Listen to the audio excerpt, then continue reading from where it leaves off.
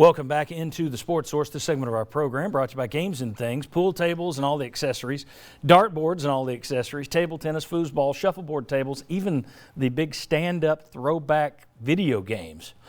Just anything you could want for entertainment, they have at Games and Things. It's a great place to go by and check out their showroom or visit them online, ourgameroom.com.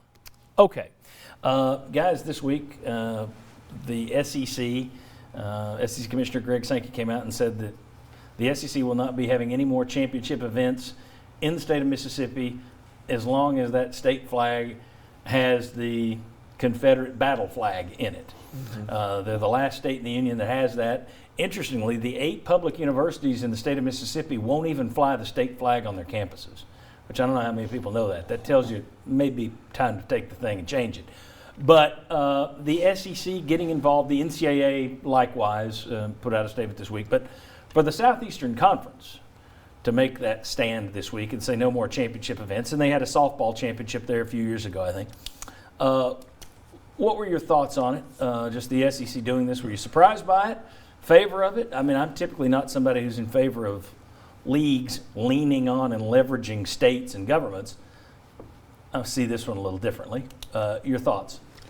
Yeah, I was a little surprised, but then when I thought about it, you look around, you're seeing a lot of things that have just been taken for granted for a long time that were offensive to African Americans or other groups, and this is an opportunity. I think that in the moment, I think Greg Sankey, the SEC, and the NCAA seized the moment to address some of these things that we had just been taken for granted. That that's not good, but that's the way it's always been. Kind of to piggyback a little bit on what Mike was saying, there was a president at either Ole Miss or Mississippi State that in 2015 said we need to get rid of this, and he didn't get a whole lot of support, including from the SEC. And I remember a head coach at Ole Miss in 1980s. His name was Steve Sloan, and he said the Confederate flag here is hurting us in recruiting. We need to get rid of this. He didn't get a whole lot of support either back in 1980s, early 1980s. But the timing is different now, obviously, and I think it's the right move. And we will see now if what the state of Mississippi is going to do. But and you're right. I think the last event in the state of Mississippi that the SEC had was a softball tournament in 2016. I think it was. That's the last one they had. The NCAA has already said we're not having any type of predetermined tournaments or events in Mississippi.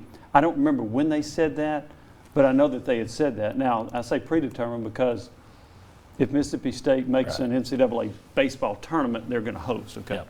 So that was their stance. But I think the timing. I actually think the timing has been could have easily been done earlier.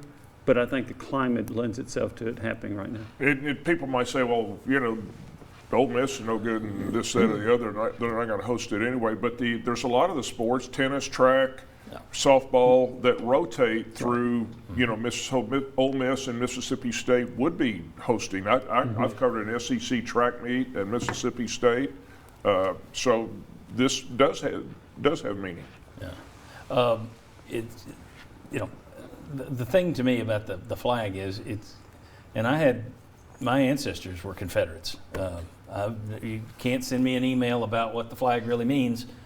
I was at Vicksburg on the 150th anniversary of the surrender just because I had ancestors who surrendered right there with the 43rd Tennessee. I understand what it means, and it should be in a museum.